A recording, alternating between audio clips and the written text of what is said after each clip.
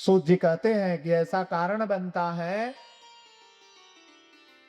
कि राजा एक दिन जो है सरस्वती नदी के तट पर घूमने के लिए चले गए।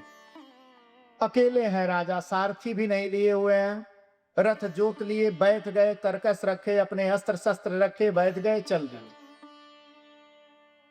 ग्रीष्म ऋतु थी, यही गर्मी का महीना था और राजा चले गए। चलते चलते पहुंचे सरस्वती के तट पर, समय बिताया और समय बिताकर वापसी के लिए हस्तिनापुर के लिए लौटते हैं। तब तक देखते हैं कि एक लंबा सा जो है एक पुरुष है, जो बिल्कुल जो है कोयले की तरह के रंग का है और विलक्षण वस्त्र पहने हुए है और राजाओं की तरह सिर पर मुकुट धारण किया हुआ है, हाथ में लोहे की गदा है उसके और चाबुक रखा है और उसने जो है एक बैलगाड़ी जोत रखा है।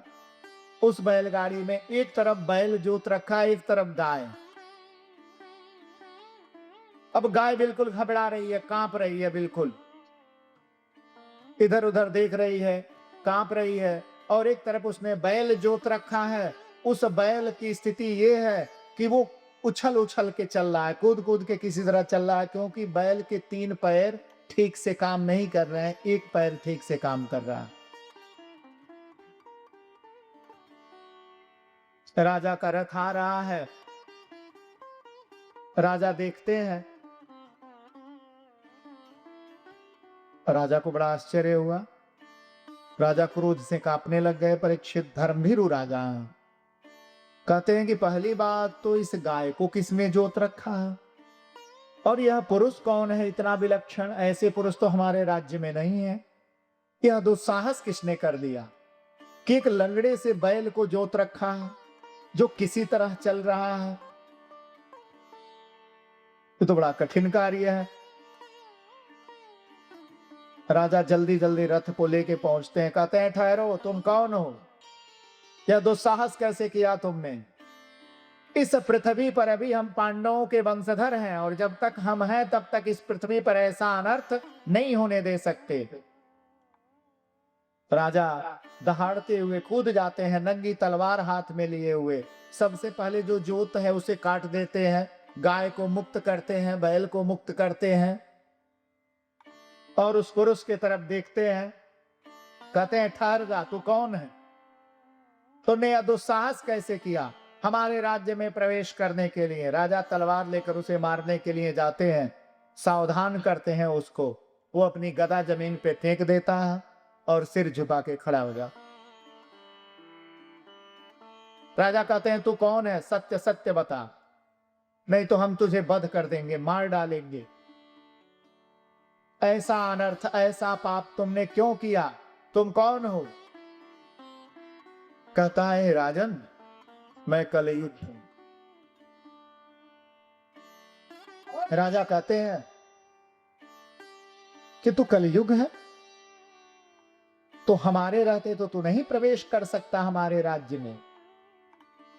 कलयुग कहता है कि महाराज, जिस तरह सत्ययुग अपना कार्य करते हैं, त्रेता अपना कार्य करते हैं, द्वापर अपना कार्य करते हैं, उसी तरह मैं भी एक युग हूं और मेरा भी अपना कार्य है, मेरा भी अपना शासन है। 3 लोग शासन करके जा चुके, अब मेरी बारी है। हे महाराज, ये युगों का अंतर युग है और उसमें मैं शासन करने आया हूं, इसलिए हे राजन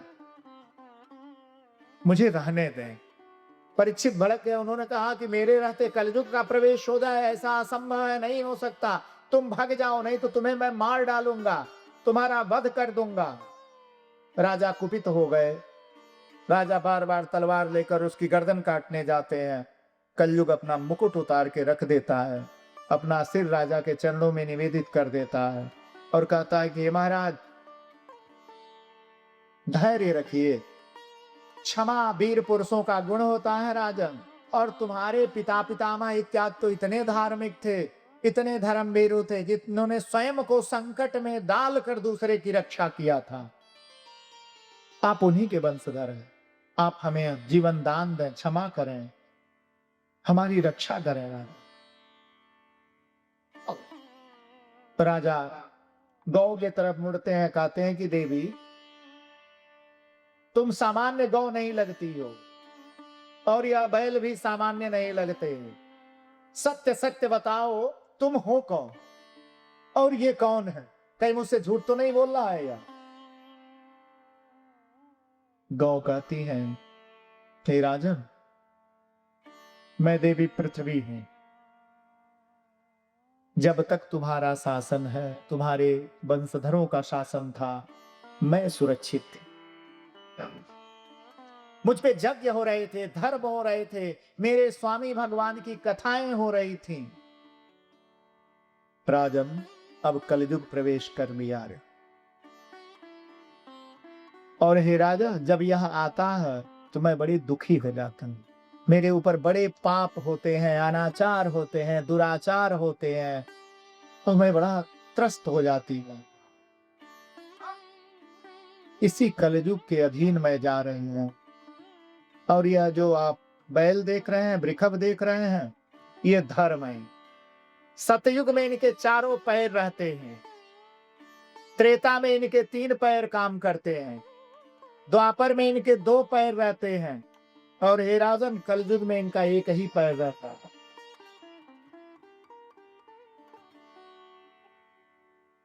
सतयुग के प्राणी बड़े लंबे लंबे होते थे, शक्तिशाली होते थे, कई 100 वर्षों की आयु होती थी, घी पीते थे, अधिक मात्रा में घी पीते थे, घी खाते थे और ब्रह्म का ध्यान करते थे। सतयुग में मूर्ति पूजा नहीं होती थी। सतयुग में सिर्फ ब्रह्म का ध्यान, वेद पढ़ा जाता था, उसी से भगवान का आधार होता था। त्रेता आया, त्रेता के प्राणी भी बड़े लंबे हट्टे कट्टे होते थे, बड़े शक्तिशाली होते थे, बड़े तपस्वी होते थे, बड़े बड़े यज्ञ करते थे, और त्रेता में भगवान शिव की पूजा होने लग गई थी, देवी शक्ति और शिव की उपासना होती थी। त्रेता में भगवान शिव के विग्रह, शालिग्राम शिला और देवी की पिंडी, जो ये माता जी को देखते हैं ना, पिंडी बांधी गई है, इस पिंडी की पूजा वैदिक युग से चली आ रही है। ऋग्वेद में इसका उल्लेख मिलता है, और पूरे भारत में आप जाएंगे तो ग्राम देवी को देखेंगे या शक्ति पीठों पर जाएंगे तो वहां पिंडियां ही रखी हुई हैं। मूर्ति वह आभरण है जो बाद में बनाई गई है, पिंडी ही रहती है, उसी का महत्व है, ग्राम देवी का बड़ा महत्व है, उसी के रूप में उनकी पूजा हो। तो त्रेता के मनुष्य क्या खाते थे? तो कंद, मूल, फल, चावल का प्रयोग होता था। तो जो है कालांतर में द्वापर का प्रभाव आया, तो द्वापर में मनुष्य जो है भगवान केशव की पूजा शुरू कर चुका था, भगवान विष्णु की आराधना हो रही थी। द्वापर का प्रधान भोजन जो था वो नवनीत और हविष्यान था। नवनीत माने होता है माखन, माखन जो निकलता है उसे ही नवनीत कहा जाता है। और हविष्यान जो हवन में प्रयोग करने वाली वस्तुएं होती हैं, जैसे जौ हो गया, चावल हो गया, धान्य की प्रजातियां जो है, तो ये प्रयोग होते थे भोजन में। लोग शक्तिशाली होते थे, पर द्वापर का व्यक्ति छोटा था, 7.5 हाथ के लोग होते थे।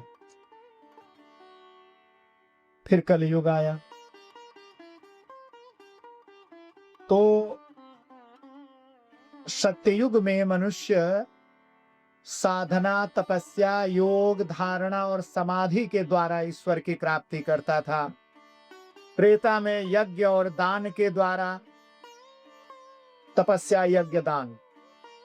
द्वापर में दान और ईश्वर की आराधना, और कलयुग में धर्म का एक ही चरण है, दान। जेन केन विधि दिन नहीं दान करहि कल्याण। तो दान का एक ही चरण इसलिए रहा कलयुग में क्योंकि कलयुग के मनुष्य छोटे होते हैं, आयु अनिश्चित होती है, तपस्या नहीं हो सकती, समाधि नहीं हो सकती, बड़े बड़े यज्ञ नहीं कर सकते, इसलिए भगवान का संकीर्तन और स्वयं के न्यायोपार्जित ईमानदारी से कमाए हुए धन का दान, क्योंकि धन तो बड़ी मुश्किल से कमाया जाता है और मुश्किल से कमाया हुआ धन व्यक्ति ऐसे कैसे दे सकता है बताओ? तो दान नहीं हो पाएगा ना। इसलिए दान तपस्या से जुड़ा हुआ है, इसलिए दान नहीं कर पाता है व्यक्ति। इसलिए कलयुग में दान जोड़ दिया उन्होंने, आचार्यों ने, कि भाई न कर पाएंगे न गति होगी। तो जुग जुग के अपने अपने कठिन भाव होते हैं। तो देवी पृथ्वी कहती है कि हे राजन, एक पैर से ये है और चल रहे हैं, यही धर्म। राजा क्षमा मांगते हैं माता पृथ्वी से, धर्म से, कहते हैं मेरे रहते आपको इस दुरात्मा ने कष्ट दिया, मुझे क्षमा करें, आप हमारे राज्य में हैं, मेरे रहते ऐसा नहीं होगा, मैं इसको ठीक करता हूं। फिर राजा मुड़ते हैं, डांटते हैं, भला बुरा सुनाते हैं कलयुग को और उसका सिरोच्छेदन करना चाहते हैं, काटना चाहते हैं उसको। फिर पैर पकड़ लेता है, कहता है कि राजा, इतना बड़ा राज्य है, चक्रवर्ती साम्राज्य है तुम्हारा, क्या मेरे लिए थोड़ी सी जगह नहीं दे दोगे?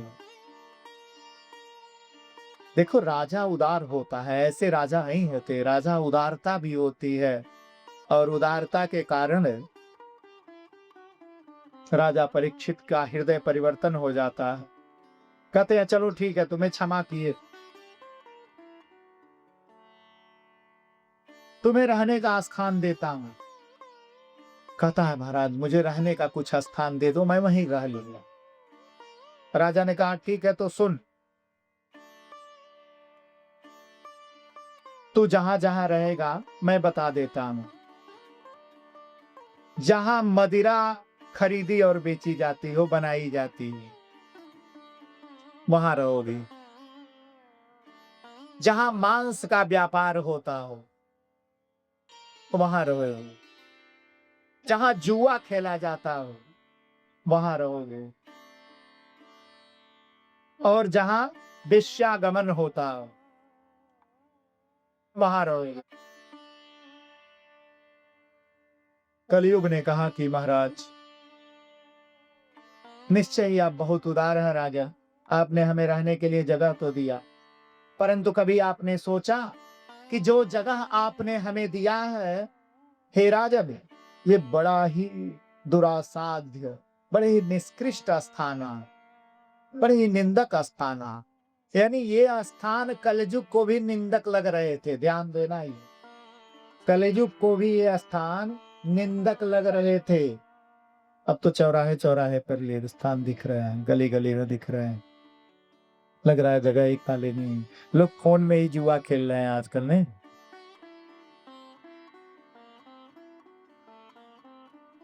कलयुग भी इसकी निंदा करता है, कहता है कि हे राजन ये तो बड़े निंद्य स्थान है, कोई एक स्थान और दे देते तो ठीक रहता।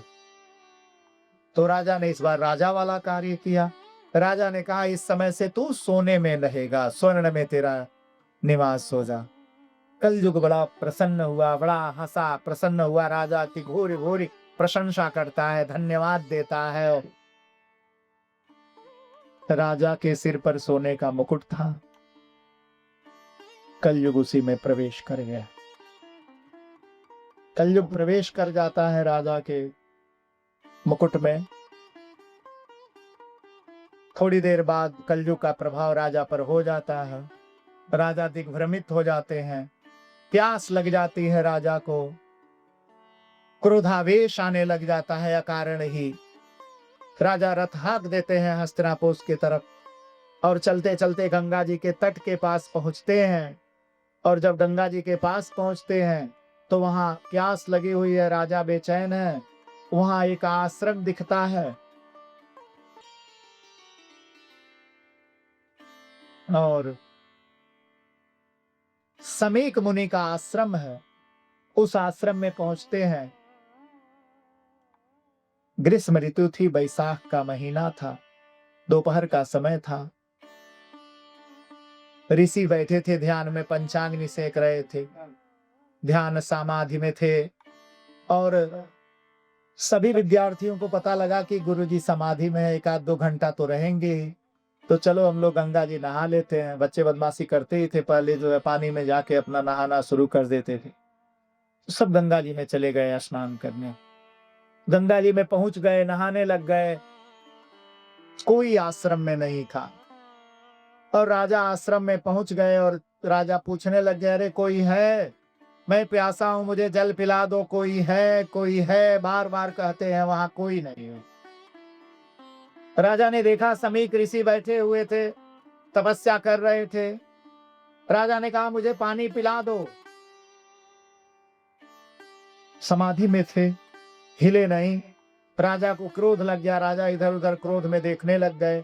क्रोधावेश में राजा को एक मरा हुआ सांप मिल गया। ताजा ताजा सांप मरा था। राजा ने अपने तरकस से एक बाण निकाला, सांप को उस पे उठाया और ले जाके समीक मुनि के गले में लपेट दिया। उसी समय एक छात्र जल्दी जल्दी स्नान करके आ रहा था कि कहीं गुरुजी जग गए हैं, तो इन सबको बता दूंगा कि भाग के आ जाओ, भाई कुटाई पिटाई से बच जाएंगे।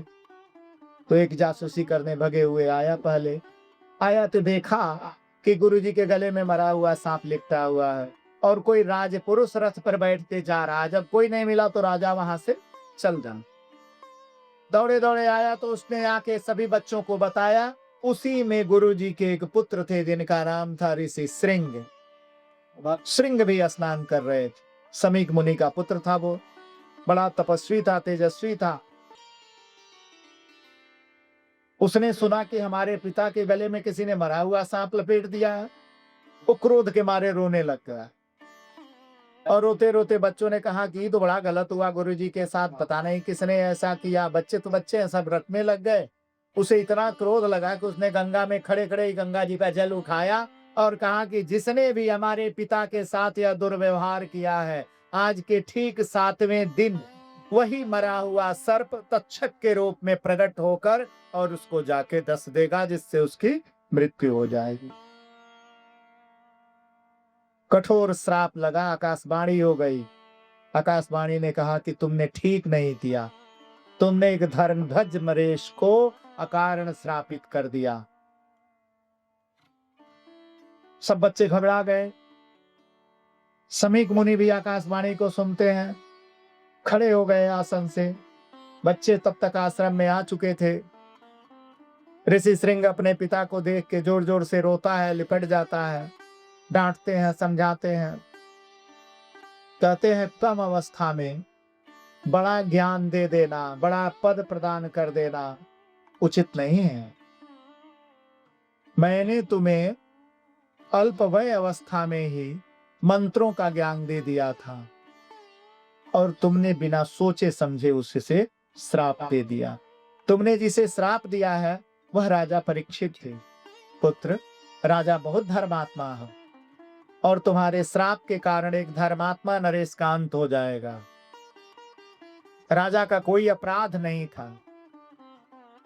मैं समाधिस्थ था और तुम सब आश्रम छोड़ के जा चुके थे। कोई आश्रम में नहीं था। प्यासे हुए राजा आए थे और प्यास से बेचैन नरेश ने कुछ नहीं मिला तो क्रोधवश मेरे गले में सर्प लपेट दिया।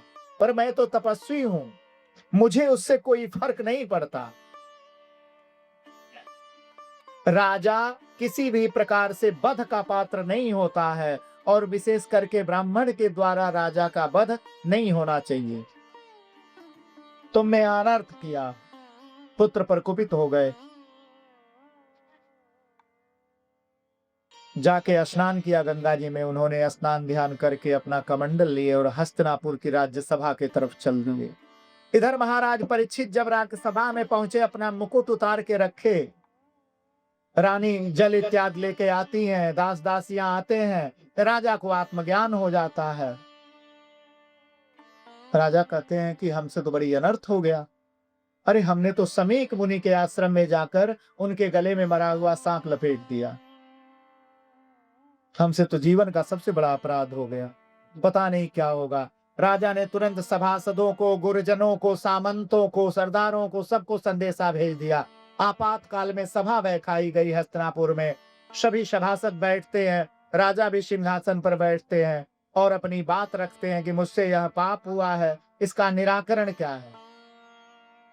सभासदों ने कहा कि महाराज, चलकर क्षमा मांग लिया जाए, ऋषि से उदार होते हैं, क्षमा कर देंगे, और जो प्रयाश्चित बनता है आप प्रयाश्चित कर लो।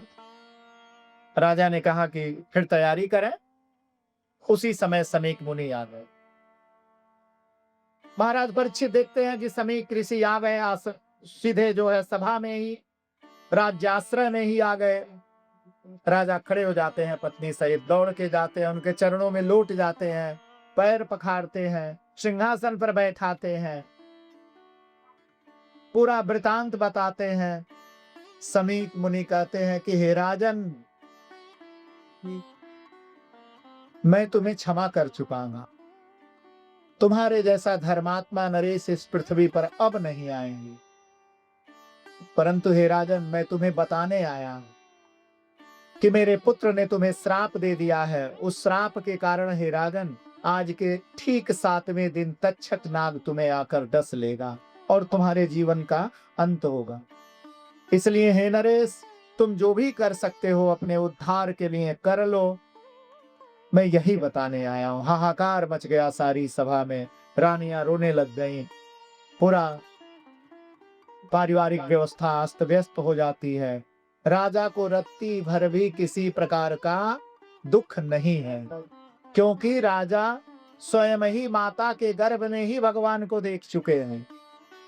इसलिए परीक्षित आत्मज्ञानी है। परीक्षित ने कुशा का संग्रह किया, तिल का संग्रह किया, हाथ में कुशा तिल लिया, वस्त्र उतार दिए, मुकुट उतार दिए, सफेद वस्त्र डाले, मृग चर्म रखे अपने पास, और गंगा के तट के तरफ बढ़ गए। चल दिए राजा।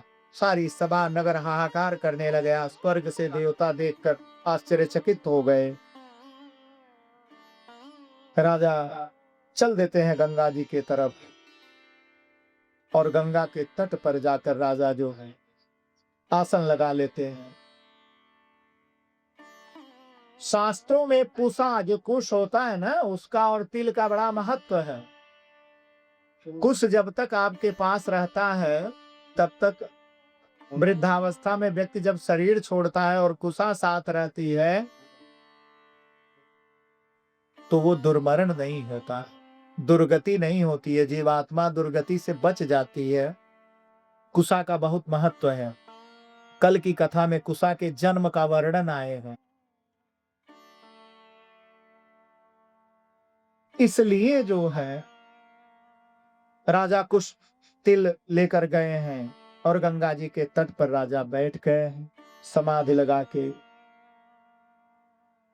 और समाधिस्थ नरेश बैठे हुए हैं। और उसी समय जो है देवताओं की सभा आती है राजा को समझाने के लिए, बताने के लिए, और राजा चिंता मुक्त होकर बैठे हुए हैं। राजा चिंता मुक्त होकर इसलिए बैठे हुए हैं कि उनको पता है कि 7 दिन बाद मरेंगे। राजा परमार्थ का चिंतन कर रहे थे, और हम में से किसी को पता नहीं है भी कब जाए।